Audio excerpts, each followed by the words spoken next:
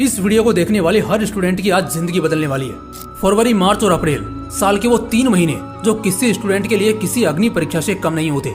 साला रातों की नींद उड़ जाती है यार। हर बढ़ते दिन के साथ डर, खौफ और दहशत तीनों की बाढ़ सी आने लगती है। यार वो लम्हा तो तुमने भी महसूस किया होगा ना, जब एक हफ्ता बाकी रहता है एग्जाम का और हमने कुछ भी नहीं पढ़ा होता, जीरो नॉलेज होती है हमें। हम एक हफ्ते का प्लान बनाते हैं कि 2-2 चैप्टर करेंगे और एग्जाम निकाल लेंगे, और जब एग्जाम में बैठते हैं ना तो खून के आंसू निकल जाते हैं। वो दिन मातम से कम नहीं लगता। और सच बता रहा हूँ, पूरे साल का आईना वो एक क्वेश्चन पेपर दिखा देता है जिसमें हम शर्म से मर रहे होते हैं। आंसर सीट का खालीपन हमारे आने वाले जिंदगी के खालीपन को दिखा रहा होता है। हम कैसे भी करके चाहते हैं कि साला वो 3 घंटा एग्जाम का जल्दी कटे और एग्जामिनर हमें बस जाने दे, क्योंकि फेल तो होना ही है। कम से कम अभी के लिए इस नर्क से आजाद तो हो जाएं। और एग्जाम से एक रात पहले की कहानी कुछ ऐसी होती है। माँ सोती है भगवान को दिया दिखाकर कि कल मेरे बेटे की परीक्षा है, तो भगवान जी उसे अच्छे नंबरों से पास करा देना बस। लेकिन उस माँ को कहाँ पता होता है कि बेटा तो पहले ही फेल हो चुका है। पूरे साल जिस लड़के ने कभी किताब नहीं खोली, एक रात पहले चाहे वो कितना भी सिर फोड़ ले, घंटा कुछ नहीं बदलेगा। एक रात में पूरे 1 साल की पढ़ाई सिर्फ कालिदास ही कर सकता था, वो भी वरदान के बाद। बाकी ये नामुमकिन है, सब जानते हैं। पता है ठीक उसी समय एक बाप क्या सोच रहा होता है, यार कल मेरे बेटे की परीक्षा है, मेरा बेटा बड़े शिद्दत से अपने कमरे में पढ़ रहा होगा। अरे आखिरकार बेटा तो मेरा ही है, लेकिन टेंशन बहुत है यार। अभी इसके एग्जाम खत्म होंगे तो टीचर भी तभी रिजल्ट देगा जब इसकी फीस भरी जाएगी। पहले ही इतने कर्ज हैं, कल से अगले 1 महीने तक मुझे ओवर टाइम करना होगा। वैसे क्या ही हो जाएगा अगर मैं शाम के 7 बजे के बजाय रात के 11 बजे आऊंगा। कम से कम मेरे बेटे की पढ़ाई तो आराम से चलेगी। उसको कभी ये तो नहीं लगेगा कि मेरे पापा ने मेरे लिए किया ही क्या है। वैसे भी कुछ सालों की तो बात है, जब इतने साल निकाल लिए तो मेरा लड़का अब कुछ साल और निकाल लेगा तो सेट तो हो ही जाएगा ना। अभी अगले 1 साल की पढ़ाई का खर्च, फिर उसे नया बैग, नए जूते, नए कपड़े, नई किताबें और भी बहुत कुछ चाहिए होगा। वो सब भी तो करना है। कोई बात नहीं, मैं कुछ भी करूंगा, लेकिन अपने बेटे को खूब पढ़ाऊंगा ताकि वो कभी मेरे जैसे दिन ना देखे। सुन लो निकम्मो, वहाँ तुम्हारे पिता है जो तुम्हें और पढ़ाना और लिखाना चाहते हैं, लेकिन उस बाप को क्या पता कि उसका बेटा पूरे साल पढ़ लिख नहीं रहा था, बल्कि वो तो पढ़ना ही नहीं चाहता था। उसका पिता उसे दुनिया में सफल बनाने के लिए चाहे कितने ही पापड़ बेले, मगर बेटे को फिर भी हर बार वो बाप ही गलत लगता है। गलतियों से बचाने वाली वो माँ ही गलत लगती है। दुनिया में सिर्फ यही 2 हैं जो उसे पढ़ाना चाहते हैं, आगे बढ़ाना चाहते हैं, मगर बावजूद इसके वो फिर भी इन्हीं दोनों को हमेशा अपमानित करता है, इन्हीं से हमेशा लड़ाई करता है, झगड़े करता है। लेकिन कर्मा का खेल तो देख लिया ना। अब पूरे साल का मजा इतना भारी पड़ा कि 1 साल पहले आत्महत्या करने का मन करने लगा। कर लो मजे, कर लो बर्बाद उन माँ बाप को, तोड़ो उनकी उम्मीदों को, उनके भरोसे को, लेकिन क्या इससे उनकी जिंदगी पर कोई फर्क पड़ेगा? अरे जिन्होंने तुम्हारे जैसे कपूत पाल लिया ना, उन्हें तुम्हारी जरूरत नहीं है। वो तुमसे बेहतर खुद को भी पाल सकते हैं। साला जो एक गरीब घर का लड़का है ना, जो मिडिल क्लास में अपनी जिंदगी काट रहा है, जिसके पिता की पगार 8, 15 या 20 हजार है, वैसे लोगों को तो साला किसी तरह का मोटिवेशन चाहिए ही नहीं होता पढ़ने के लिए। भाई तुझे क्या तेरे पापा का चिंतित चेहरा नजर नहीं आता? माँ का टूटा हुआ दिल और डरे सहमे दिल का एहसास महसूस नहीं होता? आज से एग्जैक्ट 1.5 साल पहले क्या वादे थे तुम्हारे?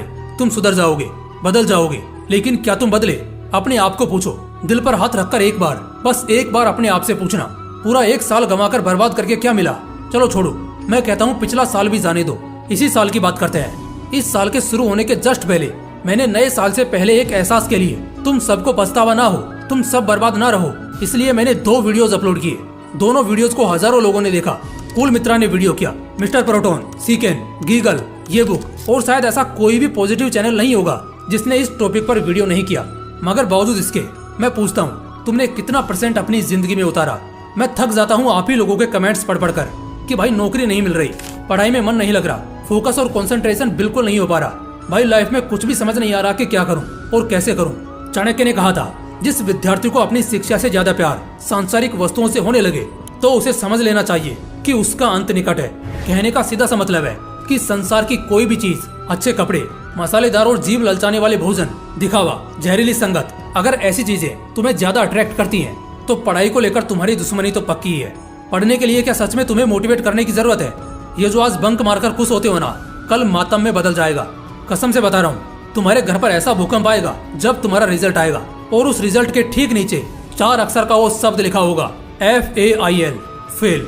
बाप कान के नीचे लगाएगा, माँ अगले 1 महीने तक रोती रह जाएगी। पड़ोसी और जितने भी रिश्तेदार हैं, खासकर दूर के, हर बार किसी न किसी तरह का ताना तो जरूर फेंकेंगे तुम्हारे माँ बाप को। लेकिन बात सिर्फ यहाँ तक की होती तो शायद समझ आती, लेकिन बात तो इससे भी परे है। इंसान परेशान क्यों होता है? क्यों माँ बाप पढ़ने के लिए इतना बोलते हैं? तुम्हारी जो उम्र है ना आज, इससे 2 गुने तुम्हारे पेरेंट्स हैं, तुम्हारे टीचर्स हैं, और ये सबसे बड़ा सत्य है कि पैसे या काम के तजुर्बे से भी बड़ा तजुर्बा होता है उम्र का। जब रास्ते कच्चे हों और पैर कमजोर, क्योंकि पैरों ने अभी अभी चलना सीखा है, तो अगर पैर फिसला तो गिरने के साथ साथ पैर और हिम्मत दोनों टूटेंगे। लेकिन जो लोग इस दर्द से गुजर चुके हैं, बस वही तुम्हें इसका एहसास करा सकते हैं। तभी तो अमीरों के बच्चों पर कोई बहुत बड़ा प्रेशर नहीं होता पढ़ाई करने को लेकर, क्योंकि माँ और बाप दोनों के पास बहुत पैसा है। तो बच्चा ऐसे माहौल में बड़ा होगा कि जितनी चीजें दूसरे लोग रट रट कर सीखेंगे, उतना वो यूं ही सीख जाएंगे। और अगर नहीं भी सीखा तो क्या हुआ, आखिर में अपने माँ बाप के धंधे में ही जाना है, उन्हीं का कारोबार संभालना है। उन्हें वो पोस्ट सीधा मिल जाएगा जिसे हासिल करने के पीछे तुम्हारी एक उम्र गुजर जाएगी। लेकिन मैं पूछता हूँ, क्या उनकी जिंदगी से तुम खुद के जिंदगी को कंपेयर करोगे? क्या उनसे इंस्पायर होगे? क्या उनसे सीख लोगे? तुम्हारे पास क्या है? तुम्हारे पिता का कौन सा बड़ा कारोबार है जिसके उत्तराधिकारी तुम अभी से बन चुके हो? जवाब नहीं होगा तुम्हारे पास। औकात बनानी पड़ेगी बॉस, पहले औकात बनानी पड़ेगी। खुद से दुनिया को कंपेयर करना तो सबसे बुरी बात है, लेकिन हाँ, अगर करना चाहते हो तो अपने कल को और आज को कंपेयर कर सकते हो। उस दिन को कर सकते हो जब तुम्हें कुछ भी नहीं आता था, लेकिन आज तुम्हारे फाइनल एग्जाम्स या बोर्ड एग्जाम के मार्कशीट पर अबाउ 80 या अबाउ 90% का टैग मिलता होगा। वो दिन जब तुम्हें कुछ नहीं आता था, उस दिन को आज का दिन मान लो और हर दिन अब से दुनियादारी छोड़कर सिर्फ पढ़ाई और सिर्फ पढ़ाई करने में लग जाओ। जरूरी नहीं कि 8 घंटे पढ़ो या 10 घंटे पढ़ो, एक ही घंटा पढ़ो, मगर रोज पढ़ो। बात सिर्फ मार्क्स लाने की नहीं है। बात अगर सिर्फ मार्क्स लाने की होती तो खुद टीचर ही तुम्हें कॉपी करा देते। बात है आगे बढ़ने की, क्योंकि तुम्हारे आज में ही तुम्हारा कल छिपा है, तुम्हारे वर्तमान में ही तुम्हारा भविष्य बसा है। अगर आज 10th में, 11th में या 12th में कुछ पढ़ाई नहीं होगा तो आगे की पूरी जर्नी, आगे का एक लंबा चौड़ा सफर कैसे पूरा होगा? जो इसके बाद 4, 5 या 6 साल दोगे अपने करियर को, वो कैसे हासिल होगा? जवाब एकदम सिंपल है, घुट घुट कर जीना होगा। और ये कहानी आलस्य से शुरू होकर बेरोजगारी में खत्म होगी। स्टूडेंट्स का रोना है, पढ़ने में मजा नहीं आता। इसकी एक वजह है, तुमने भी नोटिस करी होगी। जिस काम में तुम अच्छे होते हो, जैसे कैरम, चेस, क्रिकेट या कबड्डी, कोई भी ऐसी स्किल जिसमें तुम बहुत अच्छे होते हो, उससे तुम कभी बोर नहीं हो सकते।